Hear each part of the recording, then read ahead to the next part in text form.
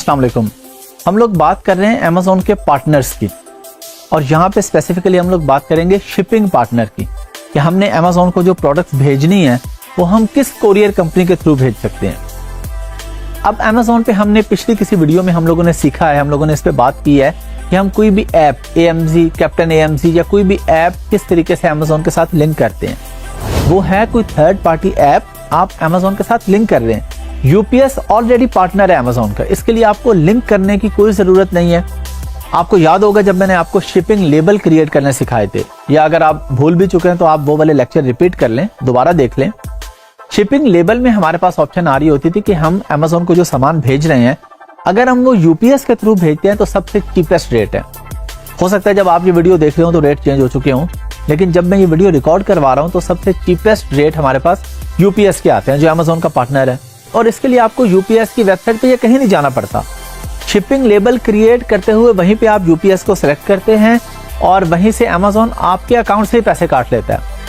First time आपके card से charge कर लेगा, उसके बाद जब आपकी सेल्स हो रही हैं अमेज़ॉन पे तो जो पैसे आपके पड़े हैं उसमें से अमेज़ॉन चार्ज कर लेगा। तो आप एक हैजल से बच जाते हैं कि अलहदा एक वेबसाइट पे जाएं, उनको कहें जी मैंने सामान भेजना है, वो पूछा अच्छा जी कितना सामान है, क्या है। सिंपली शिपिंग लेबल जब अमेज़ॉन पे क्रिएट कर रहे हैं, जब शिपमेंट प्लान आप बना रहे हैं तो उसी शिपमेंट प्लान में वहीं पे इंफॉर्मेशन पुट करें। वो इन्फॉर्मेशन आपको कौन देगा ये मैं आपको बता चुका हूँ, आपका सप्लायर आपको देगा कि बॉक्स की डायमेंशन क्या है, उसका वेट क्या है, वो सारा कुछ वहाँ पे ऐड करके आप ये काम करेंगे तो ये आपके लिए आसान हो जाएगा। और ये ज़रूरी नहीं है कि आप अमेज़ॉन का ये पार्टनर कैरियर ही यूज़ करें, आप कोई और भी यूज़ कर सकते हैं। और एक हमारे लिए अच्छी न्यूज़ भी है, हमारे कंट्री के लिए अच्छी न्यूज़ भी है कि पाकिस्तान पोस्ट ये भी अमेज़ॉन के पार्टनर्स में शामिल है। जब मैं ये वीडियो रिकॉर्ड करवा रहा हूँ तो इससे पहले ये शामिल हो चुका है। कोई भी और कैरियर भी यूज़ कर सकते हैं, किसी को भी आप इस्तेमाल कर सकते हैं, लेकिन जो सबसे चीपेस्ट रेट आ रहे हैं, स्पेशली अगर मैं बात करूँ विद इन कंट्री, यानी आपने कंटेनर पे सामान मंगवाया ना UK में या USA में, वो आपने डायरेक्टली अमेज़ॉन को नहीं भेजा, कंटेनर पे आया, उसके बाद वहां से लोकली जब आपने उसके लिए शिपमेंट प्लान क्रिएट किया 3PL से या अपने वेयर हाउस से या अपने घर से, आप वहां पे हैं या नहीं है, आप ये सारा काम रिमोटली बैठ के कर सकते हैं। 3PL आप रिमोटली ढूंढते हैं, थर्ड पार्टी लॉजिस्टिक्स उसके पास जाता है, वहां से सारा सामान, ये सब कुछ रिमोटली काम हो रहा है। आप पाकिस्तान में बैठे हैं, दुनिया के किसी भी और मुल्क में बैठे हैं, आपका काम यहाँ पे बैठ के सारा मैनेज हो रहा है। जो इस पूरे कोर्स का मजा है, इस अर्निंग का यही मजा है कि आप कहीं भी होंगे आपका काम हो रहा है। तो आप लोकली जब सामान अमेज़ॉन के वेयर हाउस पे भेजेंगे तो ये आप थोड़ा थोड़ा करके भेज रहे हैं ना, 10 बॉक्सेस 20 बॉक्सेस, पूरा कंटेनर नहीं भेज रहे। हाँ, जब सेल्स इतनी अच्छी होने फिर आप ज्यादा भी भेज रहे हैं। तो अमेज़ॉन के अगर आप पार्टनर कैरियर UPS को यूज करेंगे तो ये आपको सबसे चीपेस्ट रेट देगा।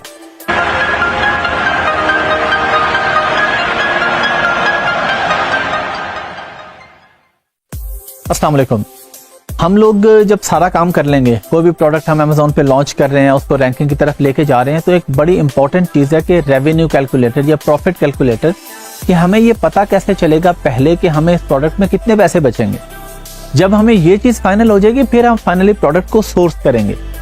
हम ये कैलकुलेटर यूज़ किए बगैर प्रोडक्ट को सोर्स नहीं करेंगे। सोर्सिंग की प्राइस लेंगे, लेकिन ऑर्डर प्लेस करने से पहले हम देखेंगे कि हमें कुछ बच भी रहा है इस पर कि नहीं बच रहा। और ये बड़ा ही आसान सा प्रोसेस है। ये मैं आपको अभी सिस्टम पे लेके चलता हूँ, वहां पे जाके आपको दिखाता हूँ और बताता हूँ कि हम FBA कैलकुलेटर को किस तरीके से इस्तेमाल करेंगे। हमें कैसे पता चलेगा कि ये प्रोडक्ट हमें कितने की मिलेगी, कितने की बिकेगी, तो हमें इसकी ये परसेंटेज मिलेगी 24 या 25 या 20%। तो आइए सिस्टम पे चलते हैं और जाके कैलकुलेटर को यूज करते हैं। चलें जी, हम लोग स्क्रीन पे आ गए हैं। हम यहाँ पे सिंपली गूगल पे आएंगे और लिखेंगे FBA कैलकुलेटर USA, ये हमारे पास सर्च में आ रहा है। अगर नहीं आ रहा होगा आप पूरा लिख देंगे। अब हमारे पास यहाँ पे मल्टीपल कैलकुलेटर्स भी आएंगे। ये देखें, ये नीचे सेलर ऐप, जंगल स्काउट, बहुत सारे आ रहे हैं। हमने हमेशा यहाँ पे ऑफिशियल जो कैलकुलेटर है अमेज़ॉन का उसको देखना है। उसके लिए हम लोगों ने ये लिखा है, तो वो क्या होगा, हमेशा sellercentral.amazon.com और ये आके प्रॉफिटेबिलिटी कैलकुलेटर, आगे कुछ और भी हो सकता है, लेकिन सेलर सेंट्रल यानी जो अमेज़ॉन की ऑफिशियल वेबसाइट है हमने उस पे जाना है। हमारे पास जब ये आया तो हमने क्लिक किया कंटिन्यू एज गेस्ट पे।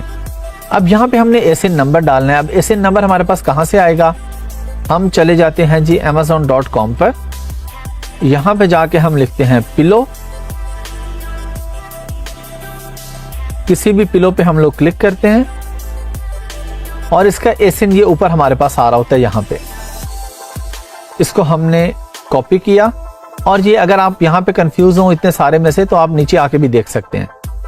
प्रोडक्ट इंफॉर्मेशन का टैब हमारे पास एक आ रहा होता है जिसमें हमें ये आ गया जी प्रोडक्ट इंफॉर्मेशन और ये इसका एसएन आ रहा है लिखा हुआ हमारे सामने। तो एसएन को हमने यहाँ से कॉपी किया और यहाँ पर ऐड कर दिया। अब हम इसको सर्च करेंगे। हमने एस्टिमेट, वो हमें ऑप्शन दे रहा था कि आपके माइंड में क्या डायमेंशन है, क्या है। हमने तो अपना कंपेटिटर पहले से चूज किया हुआ है, हमें तो पता है कि हम ये प्रोडक्ट बेचने जा रहे हैं, तो हम उसका एसएन उठा के डालेंगे सीधा। अब ये एसएन डाला हमने और हम क्योंकि नॉर्मली अमेज़न फुलफिलमेंट की बात ही करते हैं, एफबीए कर रहे हैं, आपके पास क्लाइंट भी 70, 80, 90% एफबीए वाले होंगे, बहुत कम होंगे एफपीएम के, ज़्यादा एफबीए के होंगे आपके पास। और अगर आप अपना कर रहे हैं पाकिस्तान में बैठ के तब भी आप एफबीए ही करेंगे। तो हमने यहाँ पे प्राइस रखी जी $20। या हम एग्जाम्पल ले लेते हैं, हमने कहा जी $30। वैसे हम यहाँ पे एग्जैक्ट वो प्राइस भी रख सकते हैं जिसपे ये सेलर बेच रहा है, क्योंकि हमने प्राइस ये रखनी है या इससे कम रखनी है। तो ये कितने में बेच रहा है, ये 42.99 में बेच रहा है। हम भी चलें जी इतना ही कर लेते हैं, या हम 40 कर लेते हैं, हम उससे कम पे कर लेते हैं। हम कहते हैं जी हम इसको 40 का बेचेंगे। और कॉस्ट ऑफ प्रोडक्ट क्या है, हम कहते हैं जी एग्जाम्पल लेते हैं ना कि हमें ये प्रोडक्ट मिली है जी $5 में, ये चाइना से या जहां से भी हमें मिली है।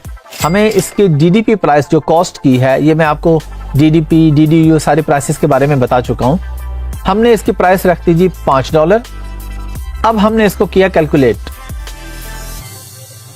तो अमेज़न ने हमें बता दिया कि इस प्रोडक्ट की सेलिंग ऑन अमेज़न फी ये है $6 आ रही है और जो एफपीए फीस है वो 9.59 आ रही है। ये दो फीसेस अलग अलग क्यों हैं? एक है अमेज़न का कमीशन, वो आप एफबीएम करें या एफबीए करें, दोनों सूरतों में अमेज़न आपसे चार्ज करेगा अपना कमीशन। 15% होता है नॉर्मली, कुछ केसेस में 17% भी होता है कुछ कैटेगरीज में। और जो एफपीए फीस है जो नीचे आ रही है, ये है फुलफिलमेंट बाय अमेज़न फी, कि अमेज़न के वेयर हाउस पे आपने सामान रखा है, वो आपके बिहाफ पे पिक पैक करते हैं, शिप करते हैं, डिस्पैच करते हैं, उसकी पैकेजिंग, उसकी लेबर कॉस्ट, सारी कॉस्ट अमेज़न की आ रही है, ये वो वाली फीस है। अब ये फीस ज्यादा क्यों आ रही है यहाँ पे? हो सकता है किसी प्रोडक्ट में कोई 40 की बिक रही हो लेकिन ये फीस उसकी $5 हो। ये डिपेंड कर रही होती है प्रोडक्ट के वेट और उसके डायमेंशन पे। जितनी ज्यादा जगह ले रही है, जितना ज्यादा वेट है, उस हिसाब से ये चीजें मैनेज हो रही होती हैं। अब हमें ये पता चल गया कि अगर ये प्रोडक्ट हमें $5 में मिले और हम इसको एफटीए करें तो हमारे पास $18 का प्रॉफिट आता है, जो कि 46% बनता है। हम कहते हैं जी हमें इसकी प्राइस $5 नहीं मिली, हमें मिली इसकी प्राइस $9। तो हम यहाँ पे आके 9 करेंगे और 9 करके इसको दोबारा से कैलकुलेट करेंगे। अब उसने हमें बताया कि आपको इसका प्रॉफिट हो रहा है 36%, यानी $14।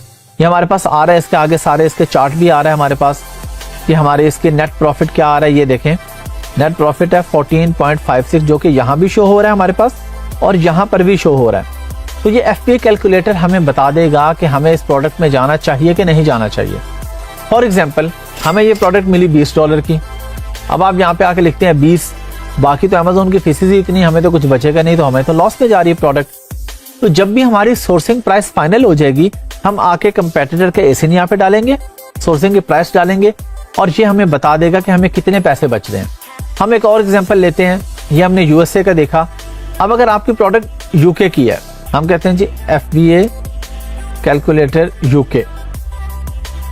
अगेन हम सेलर सेंट्रल वाले जो ऑफिशियल है उस पर क्लिक करेंगे, उस पर क्लिक करके हम आगे।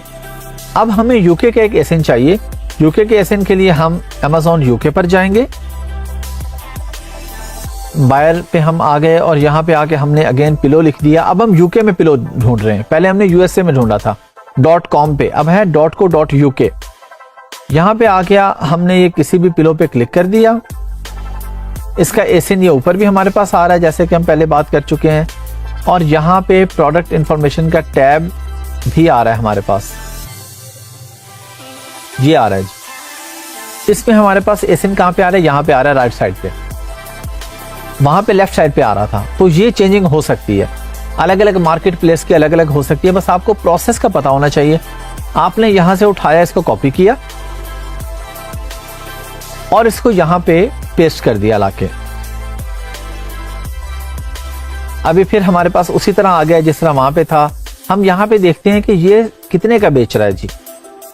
ये बेच रहा है इसको 15 पाउंड्स का। हम एग्जांपल ले लेते हैं, 15.99 छोड़ते हैं, हम कहते हैं जी ये 15 का बेच रहा है जी। इस वक्त जो भी डिस्काउंट वगैरह उसने लगाया, जो भी ऑफर लगाई है, अभी वो 15 का बेच रहा है। हम कहते हैं जी हम भी 15 का ही बेचेंगे, और हम कहते हैं जी हमें इसकी जो कॉस्ट आई है वो आई है 3 पाउंड। पहले हम डॉलर में बात कर रहे थे क्योंकि यूएसए की बात है, अब हम यूके की बात है तो पाउंड्स में कर रहे हैं। अच्छा, हमें पता चला कि जी इस पे नेट मार्जिन हमारा सिर्फ 4% आ रहा है। इसमें याद रखें वैट इंक्लूड नहीं है, वो आप वैट की अलग से कैलकुलेशन करके जो भी आपकी सेलिंग प्राइस है उसका 20% के हिसाब से ऐड करके, या क्योंकि आपने जो मंगवाया होगा उस पर भी आपने वैट पे किया है, ये मैं आपको बता चुका हूँ वैट की इन्फॉर्मेशन में, तो आप एक रफ आइडिया 1 पाउंड या 2 पाउंड कुछ भी वैट ऐड करके टोटल कॉस्ट, बल्कि आप डीडीपी कॉस्ट ही ऐड करेंगे जिसमें वैट वगैरह एवरीथिंग इंक्लूड होगी। आपने यहाँ पे डीडीपी प्राइस लगाई। अब ये बंदा क्यों बेच रहा है जी 15 पाउंड का, अगर इसको सिर्फ 4 पाउंड बच रहे हैं, अगर इसको 3 का भी मिल रहा हो, इससे सस्ता कितने का, चले 2 का मिल रहा होगा, इससे सस्ता तो नहीं मिल रहा होगा। लेकिन हमने यहाँ पे क्या देखा, हम डील्स में ये चीज देख चुके हैं कि इसकी प्राइस असल में है 21 पाउंड, उस पर क्रॉस आ रहा है, 24% का डिस्काउंट लगा के ये अभी बेच रहा है। डील्स के टॉपिक पे मैं आपको कंप्लीटली बता चुका हूं कि आप डील्स पे क्यों आते हैं। ज्यादा सेल वेलोसिटी लेने के लिए आते हैं, आप इसलिए भी आते हैं कि आपने 6-7 महीने 8 महीने आप चल रहे हैं, आपने अच्छा प्रॉफिट कमाया, आप कोई चीज वैसे ही खत्म करना चाह रहे हैं, आप कोई प्रोडक्ट आउट ऑफ स्टॉक खुद से करना चाह रहे हैं, तो आप कहते हैं जी डील लगा के कॉस्ट टू कॉस्ट पे बेच दो। तो जो भी आप प्राइस सेट करेंगे, जो भी आपका कैलकुलेटर होगा वो आपको बता देगा कि अगर इतने पे बेचेंगे तो आपको इतना प्रॉफिट आएगा। एवरेज 20% से ऊपर का प्रॉफिट मार्जिन होना चाहिए, फिर हम उस प्रोडक्ट को फाइनलाइज करेंगे। चलिए जी, आप लोगों ने सीख लिया, ये Amazon का अपना कैलकुलेटर है, प्रॉफिटेबिलिटी कैलकुलेटर, जो Amazon सेलर सेंट्रल खुद से आपको ऑफर करता है। जिसमें मैंने आपको दिखाया था कि एज अ गेस्ट भी आप इसको कंटिन्यू कर सकते हैं, इसके लिए आपका अकाउंट होना जरूरी नहीं है। इसीलिए मैंने कंटिन्यू गेस्ट पे क्लिक किया था कि अभी आप लोगों के पास अकाउंट नहीं होगा, अभी आप लोग प्रैक्टिस कर रहे हैं, तो आपको पता चल जाए कि ये कैसे इस्तेमाल होता है। और बड़ा सिंपल से इसका प्रोसेस है।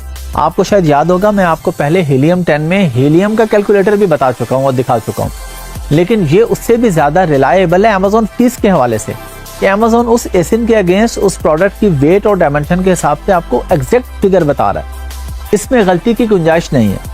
सिस्टम में कोई गलती हो जाए तो हो जाए, लेकिन नॉर्मली आपको जो पता चल रहा है, कोई सिस्टम में ग्लिच आ सकता है, वो एक अलग चीज है।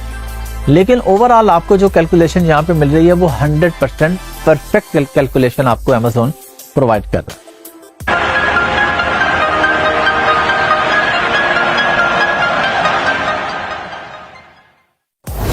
अस्सलाम वालेकुम।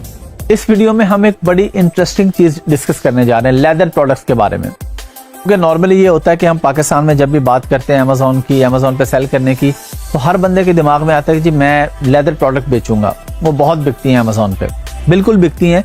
लेकिन अभी हम थोड़ी सी उस पर रियलिस्टिक बात करेंगे। पहली चीज आपके माइंड में ये होनी चाहिए कि हम Amazon पर वो बेचेंगे जो वहां के रहने वाले लोग खरीदना चाहते हैं। हम वो नहीं बेचेंगे जो हमारे पास यहाँ पे अवेलेबल है। हो सकता है उसका वहां पे बायर ही ना हो, तो हम क्या करेंगे ऐसे प्रोडक्ट को बेच के। अब लेदर में अगर कोई कहता है जी मैं लेदर की पिशावरी चप्पल बेचूंगा, तो वो तो Amazon पे नहीं बिकने वाली। 1 या 2% लोग वहां पे खरीद लेंगे मैक्सिमम, और वो भी Amazon से जरूरी नहीं कि सारे आके खरीदें। तो इसलिए ऐसी प्रोडक्ट तो Amazon पे नहीं बिकती अगर हम चप्पल वगैरह की बात करते हैं। हाँ, लेदर की जैकेट्स की अगर हम बात करें, लेदर के वॉलेट्स की हम बात करें, लेदर की बेल्ट्स की अगर हम बात करें, तो बिल्कुल उसका स्कोप है, लेकिन उसमें एक प्रॉब्लम है।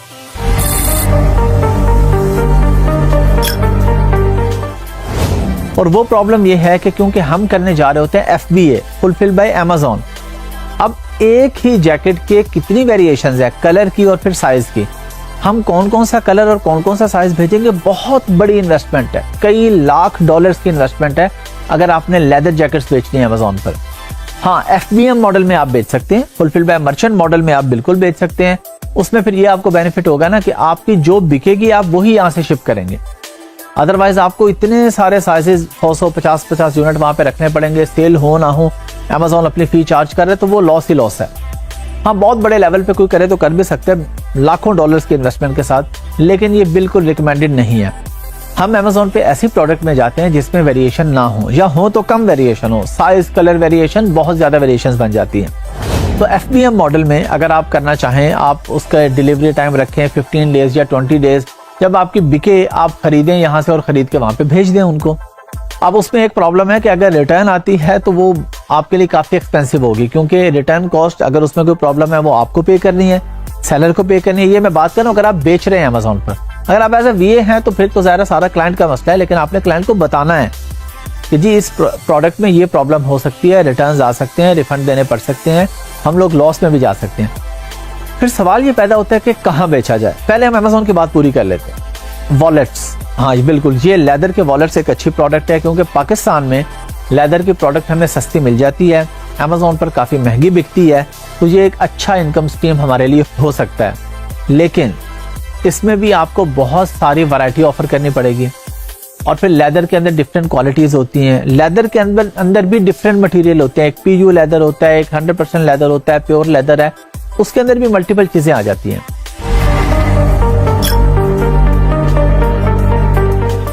इसके अलावा बेल्ट आ जाती है, बेल्ट का बिल्कुल अच्छा स्कोप है, लेकिन हम इसमें प्रॉपर प्रोडक्ट हंटिंग करेंगे। ये नहीं देखेंगे ये वॉलेट बड़ा अच्छा है, मुझे लगता है बिकेगा, बेच दो, ऐसे नहीं करेंगे।